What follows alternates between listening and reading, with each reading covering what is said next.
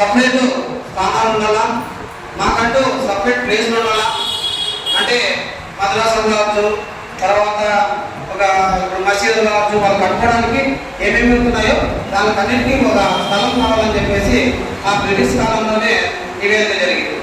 అలాంటి నివేదికని 1997లో మన కాంగ్రెస్ ప్రభుత్వంలో ఆ చట్టాన్ని బలంగా చేయడం జరిగింది.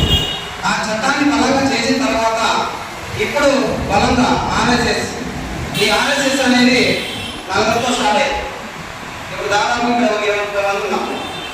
ఇది చాలా పెద్ద ఎత్తున వాళ్ళు అవుతారు. ఆ నలుగురితో స్టార్ట్ అయ్యి ఈ భారతదేశాన్ని ఏకం చేసుకొని వాళ్ళు ఇప్పుడు శాసిస్తున్నారు. ఫస్ట్ ఏం చేశారు? బీజేపీ అధికారంలో ఉన్నవారికి నల్లధనం ఇస్తామని చెప్పారు. ఎవరైతే పెద్దలు ఉన్నారో కోట్ల రూపాయలు జమ చేసుకుని పెట్టుకున్నారో ఆ నల్లధనం అంతా బయటకు ఇస్తామన్నారు. మరి ఆ నల్లధనం తీశారంటే లేదు.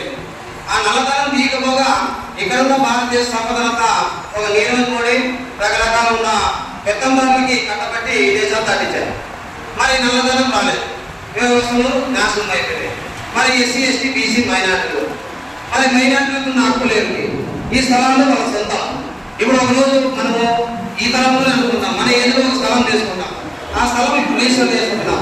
ఈ రీసర్వ్ కూడా చెల్లదు, ఈ స్థలం లేదు, ఏం లేదు, నువ్వు వెళ్ళిపోయి గ్రామంలో లేదంటే ఎంత బాధ ఉంటుంది.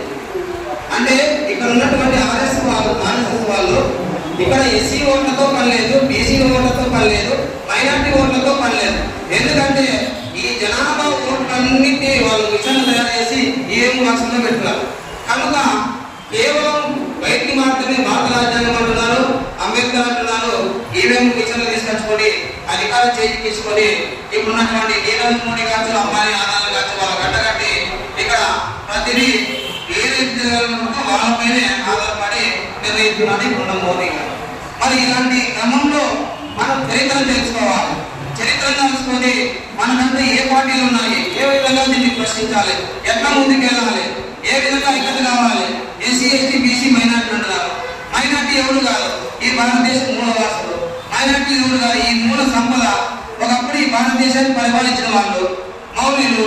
ఇలాంటి రాజులందరూ కనుమరుగైన తర్వాత ముస్లిం సమాజం కూడా ఈ భారతదేశం నుంచి స్వతంత్రం వచ్చిన తర్వాత పాకిస్తాన్కి వెళ్ళాలా, ఇక్కడ ఉండకూడదని చెప్పేసి గాంధీ గారు పెద్ద కుట్ర చేస్తే ఆ కుట్ర కనుక కాదని చెప్పేసి అంబేద్కర్ గారు అందరికీ సమాన వాటాలు ఉండాలని చెప్పేసి భారతదేశంలో రాజ్యాంగం ద్వారా ప్రతి ఒక్క కులం, ప్రతి ఒక్క మతం, ప్రతి ఒక్క మానవుడు జీవులు అన్ని బతికేటట్టు ఈ భారతదేశంలో ఆయన రాజ్యాంగం రాసి ముందు వస్తే ఆ రాజ్యాంగాన్ని కనుక ఆయన మహాత్మా గాంధీ గారు ఒప్పుకోకుండా ఆయన కూడా రకరకాల ఉద్యమాలతో ఎరవాడు చేయలేదు.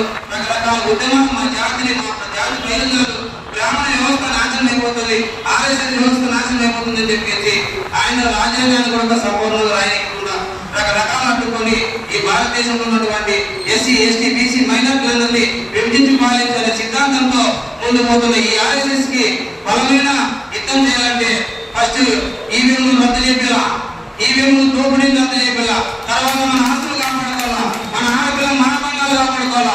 ఇవన్నీ సాధ్యం ఎక్కడైతుందంటే డాక్టర్ బాబాసాహెబ్ అంబేద్కర్ గారు భారత రాజ్యాంగంలో పార్లమెంట్కి వెళ్ళి మీరు ఈ ఓట్లకు మీరు రాజుని పార్లమెంట్కి పోయి మీ చట్టాలు మీరే చేసుకోండి అని చెప్పి ఎస్సీ ఎస్టీ బీసీ మైనార్టీకి తెలియజేస్తే ఇక్కడ ఉన్నటువంటి మైనార్టీలు, ఇక్కడ ఉన్నటువంటి బీసీలు నేను Congress minority, BJP minority, Congress minority, తర్వాత టీడీపీ మైనార్టీ అని చెప్తున్నారు తప్ప ఇక నిజంగా మైనార్టీ ఈ భారతదేశంలో నేను మనిషిని, మేమంతా ఎస్సీ ఎస్టీ బీసీ మైనార్టీలు అంతా అన్నదమ్ములము, మేమంతా ఒకప్పుడు రాజులము. ఈ రాజులు అనేది ఓడేసి ఇతర దేశం నుంచి ఆర్ఎస్ఎస్ వాళ్ళు వచ్చి ధ్వంసం చేసి ఆ విభజించి బానిసగా చేసింది కాకుండా ఈ రోజు మళ్ళీ మా ఆస్తుల పైన వస్తున్నారు, రేపు పొద్దున మీకు చేసుకున్న భార్యల పైన వస్తారు, ఆ పుట్టిన పిల్లల మీద వస్తారు అని ఇంగిత జ్ఞానం లేకుండా మనలోనే కొట్టుకొని సర్దుకుంటూ మతాల వారిగా కులాల వారిగా విభజించి పరిపాలించే వాళ్ళు వేసే ఒక పాచికలో ఇరుకుపోయి ఎస్సీ ఎస్టీ బీసీ మైనార్టీలను కొట్టుకొని కనుక్కొని వస్తున్నాం. కాబట్టి మిత్రులారా ప్రతి ఒక్కరు తెలుసుకోవాలా, ఈ భారతదేశం మంది ఈ మూల ఈ ఏదైతే సింధు నాగరికతలో ఉన్నటువంటి ఇప్పుడు రామాయణం అంటారే అది బౌద్ధం. ఆ అక్కడ బౌద్ధం నుంచి ఆలయాలను బయటపడ్డాయి. కానీ వాళ్ళకున్న పలకబడి రాజ్యాంగ పవర్తో సుప్రీంకోర్టులో మొత్తం చర్చలు వాళ్ళనే పెట్టేసి అది కూడా తీసుకుపోయి బౌద్ధ నిర్మాణాలను తీసుకుపోయి ఈ రోజు రామాయణం చేసేసి రాగ పెళ్లిలు చేస్తూ ఈ రోజు భారతదేశంలోనే మొత్తం మన సంపదనంతా తీసుకుపోయి ఇలాంటి మూర్ఖమైన కార్యక్రమానికి తయారు చేస్తూ మన సంపదనంతా దోచుకుంటున్నారు. మళ్ళీ ఈరోజు సెంట్రల్ రైల్వే సెంట్రల్ అంటే మొత్తం భారతదేశానికి సంపద. మన అలాంటి రైల్వే సంపదనంతా తీసుకొని ప్రైవేటీకరణ చేసి ఈ రోజు ఆస్తులన్నీ అమ్ముకొని వాళ్ళు వేల సంవత్సరాలు వాళ్ళే రాజ్యాంగాలు ఉండే విధంగా మిషన్ సెట్ చేసుకుంటూ ఆ సంపదనంతా దోచుకొని ఎనికి తీసుకుని వాళ్ళ పిల్లలకి తీసుకున్నారు.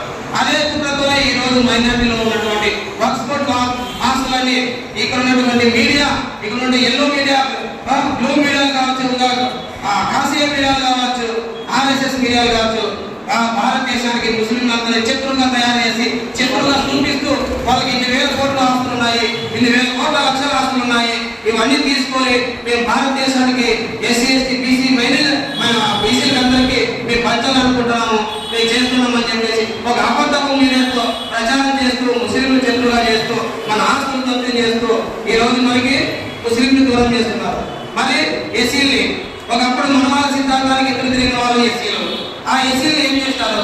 శూద్ర కులాలు, వేల కులాలు, బీసీ కులాలు, శూద్ర కులాలు కలిపితే అతి సూత్రులుగా ఎవరైతే తిరగబడి ఎవరైతే ఈ రాజ్యం కోసం పోరాడినామో ఈ మూలవాసులైనటువంటి ఎస్సీని ముఖ్యంగా అతి సూత్రులుగానే చిత్రీకరించి ఊరు బయట కట్టి ఊర్లోకి రాగలరు, ఊర్లోకి వస్తే అట్టు ముడుతుంది, ఊర్లోకి వస్తే మైన పడుతుంది, నీరు తాగితే మైన పడుతుంది, ఇలా లేనిపోని కలిగిత మనవాళ్ళ సిద్ధాంతం సృష్టించుకొని మనిషికి కాకుండా ఆ అతి సూత్రులు కూడా ఊరు బయట పెట్టి వేల సంవత్సరాలు మొత్తం కట్టుకున్నారు. అదే వేల సంవత్సరాల నుంచి మన మహాత్మా జ్యోతిరావు పుట్టిన తర్వాత ఊర్లోకి వస్తే అట్టు ముడుతుంది, ఊర్లోకి వస్తే మైన పడుతుంది, నీరు తాగితే మైన పడుతుంది, ఇలా లేనిపోని కలిగిత మనవాళ్ళ సిద్ధాంతం సృష్టించుకొని మనిషికి కాకుండా ఆ అతి సూత్రులు కూడా ఊరు బయట పెట్టి వేల సంవత్సరాలు మొత్తం కట్టుకున్నారు.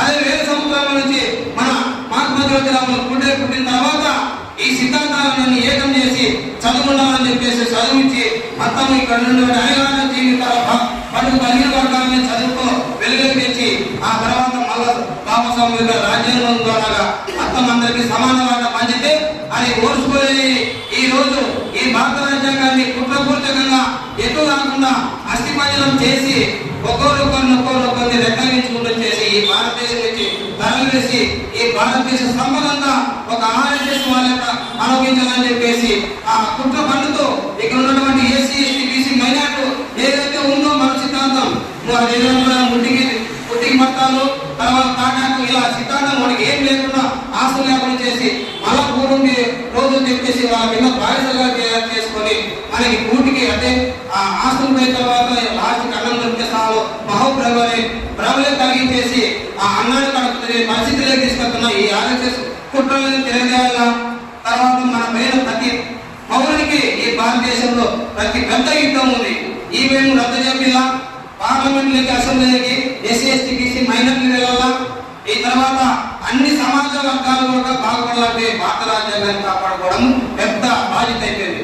ఆ భారత రాజ్యాంగాన్ని కాపాడుకోవాలంటే ప్రతి ఒక్కరూ సంఘటితం కావాలా, ముందుకు వెళ్ళాలా. ఈ ముందుకు వెళ్ళి ఇప్పుడు పల్లెలో ఉన్నటువంటి మైనారిటీలు కూడా వాట్స్పాట్ బిల్ అంటే తెలియదు, వాళ్ళకు కూడా తెలియజేయాలా. మనం ఈ రోజు సమావేశం ఏర్పడిన తర్వాత ఈ రౌండ్ టేబుల్ సమావేశంలో ప్రతి ఒక్కరూ పల్లెలో తెలియజేయాలా, మనకున్న వాట్సాప్ గ్రూపుల్లో తెలియజేయాలా. మన ఆస్తులు మనం కాపాడకుండానే రేపు పొద్దున మన భార్య పిల్లల్ని కాపాడుకోగలమని చెప్పేసి ఒక బాధ్యత కలిగించాలా. ఇది రెండో ప్రపంచ యుద్ధం, మూడో ప్రపంచ యుద్ధం స్టార్ట్ అవుతుంది. ఈ యుద్ధానికి ప్రతి ఒక్కరు సన్నిహితం కావాలా అని చెప్పేసి ఈ అవకాశం ఇచ్చినటువంటి ఇక్కడ ఉన్నటువంటి ఉద్యమ కార్మికులందరికీ హృదయపూర్వక ఉద్యమ నమస్కారాలు. జై హింద్, జై భారత్.